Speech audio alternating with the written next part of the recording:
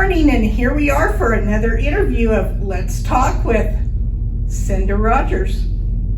If y'all don't already know Cinda, this is a great time. She does a lot here at Healthy Living OKC. She's a volunteer. I know she's a great volunteer. She's always on call. All we have to do, we need a volunteer. Let's call Cinda. There she is. She doesn't have a life left. She works out. She participates in art classes. What is your favorite thing to do at Healthy Living OKC? Well, I was thinking about this last night, the things that I do here, and I made a list, and Good. My list was of the things that. Let me see that list.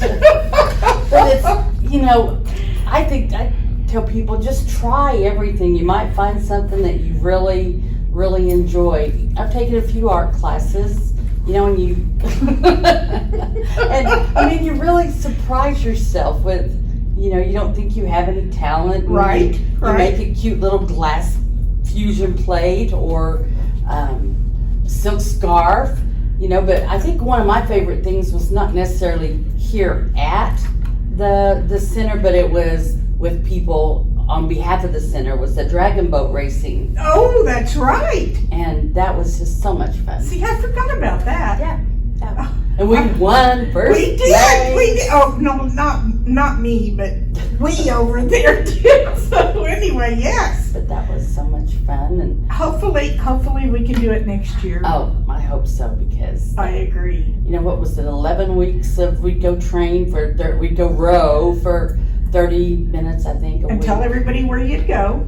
We go out to River Sports, the Devon Boathouse, and we had these great big old boats, and a dragon boat they put the fancy dragon head on it, and there's a person who's beating the drum, so we're supposed to row in time, and it was just so much fun. Now I did participate in the party afterwards. I don't miss parties, but anyway, yeah. And the thing that was so funny about that race is that we just beat the other team, really bad, but the announcer had it backwards, that the other team went ahead the whole way and that they won it, and we're like, really? Now why did I miss that? Well, because you couldn't understand him. Oh, well, that's a good thing. Our name was the Rolling River, I don't know what it was, but he could never say it, and it was, anyway, but that was a lot of fun. One of the classes I like here that we don't do right now because of COVID is the beat. Oh, yes. And I love that class, but someone my size, kickboxing, I enjoy that. It's just, all these things that you just have to get out there and try it and see whether you think you can do it or not. We met at Aqua in the pool at Aqua Aerobics. Right. Well, water aerobics. That's one of the other things about here that's so wonderful is that you meet friends. I've made a lot of friends and also reconnected with people that maybe I used to work with years ago. So I just think that friends is one of the social aspect of it. Right. Is so important. Right. And all the events that we have or have had in the past, and so it's hopefully we can do it. We'll just keep our fingers crossed, and hopefully we can get it all on the calendar next year. Right. Hopefully we'll be back to normal. Whatever normal is for us. Right. And here also I go to a book club, which I really enjoy. They have a fiction book club and a nonfiction. I like the fiction, but and bunco. We play bunco, and which you're gonna come. Don't tell all this already.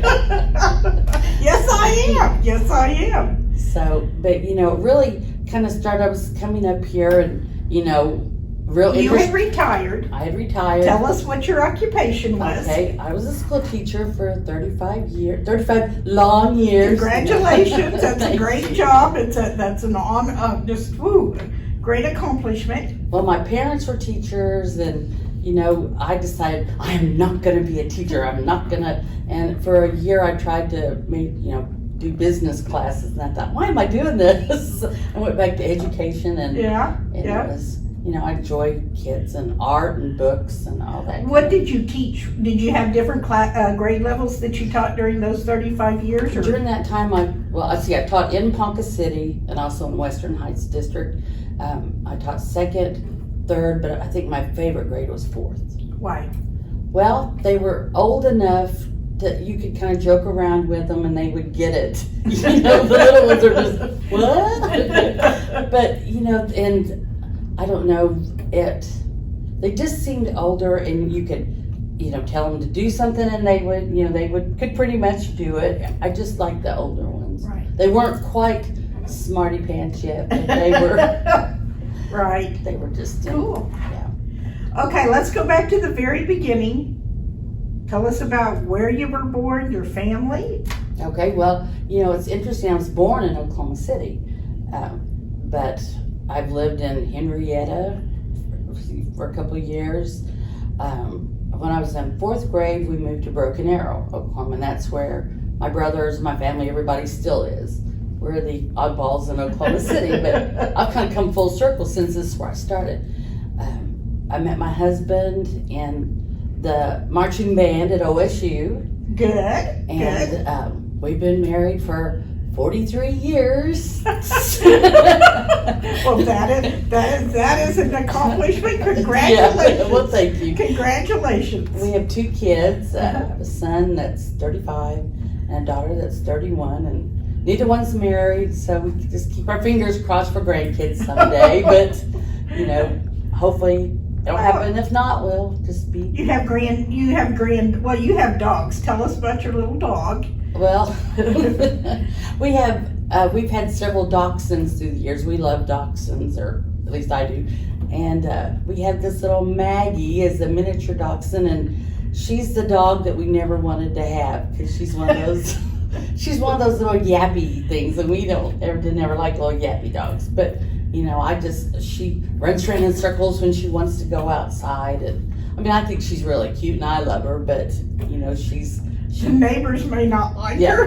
Yes, it's that she barks so much. But yeah, and I want to have another dog too. I think she needs a buddy. Right. Maybe that would, I don't know, calm her yapping down. Or we would have two little. Or you would have two yappers together. Well, good. So your art, let's see. Well, let's stay with your family here. They're in Broken Arrow. You're here. Tell us about your husband. Okay, my husband is, he's 67. Well, I didn't ask for an age. He married young. Real young. Let's see, like I said, he grew up in Ripley, which is a little town right by Stillwater, out in the country, which is where he'd like to be now, but it's like, no. Sorry. The city slicker is not going anywhere. He thought he was going to major in agriculture at Oklahoma State, but he majored in music education. He was a band director for 9 years. Wow. And then he got the opportunity to go into fundraising. Your kids sell the candy bars and the gift wrap and all that stuff. He was in that but that's what brought us to Oklahoma City. So he's done that, I guess, since we've been here about 35 years, and he was in that. He's just recently retired, and we had some growing pains when we both retired, but I think we're past that and we're doing fine now. Good. But I think part of my problem when I retired was the wellness center wasn't here yet, and I thought, okay, when I retire, I'm gonna read books and be in a book club and go play bunco and do all this, and then I just sat home and didn't do anything because I didn't know where a book club was. I didn't know anything, and I thought, well, if I don't start something, then this place opened and came up here and checked it out, and my husband and I were founding members. Yes, you are. Yes, you are. But he doesn't, he has some health issues, so he doesn't come much anymore, but I do. I make up for it, I guess. Well, we would make for sure you came. For sure. For sure. Whatever capacity you're supposed to be here. So there we go. Well, I have a little pin. I didn't work for volunteering for 500 hours. Congratulations. And it doesn't seem like it because, I come up and I answer the phone and I give tours and things. That's my main job. But if there's a fashion show or spring tea or bingo, whatever it might be, I don't mind coming up here and being behind the scenes and, whatever they need me to do. Well, I'm a pretty good worker bee. You are. That way. You are. I can attest to that. If you could have any new hobby, what would it be? Oh, gosh. Well, it wouldn't be like the man that you interviewed last time. It wouldn't be skydiving. It wouldn't be any of those kind of things. Let's see. What would it be? I don't know. I see some people do wonderful art, painting and things up here. I don't know about that, but maybe taking up art. I've never been very good with plants. Maybe, Well, there you go. Like that. Good job. We did forget to mention you are an avid moviegoer. Okay, yes. I love to go to the movies. That's Why? right. Why? Why? You told me you fell asleep. Well, I usually do fall asleep. I don't know why, but usually just a little short. Just I wake myself up. Yeah. But my husband, that's one thing with his health. We couldn't go out and do a lot of things, but we could go to the movie, and so we got where we'd go to the movie once a week, and popcorn. That was our meal for the evening, and yeah.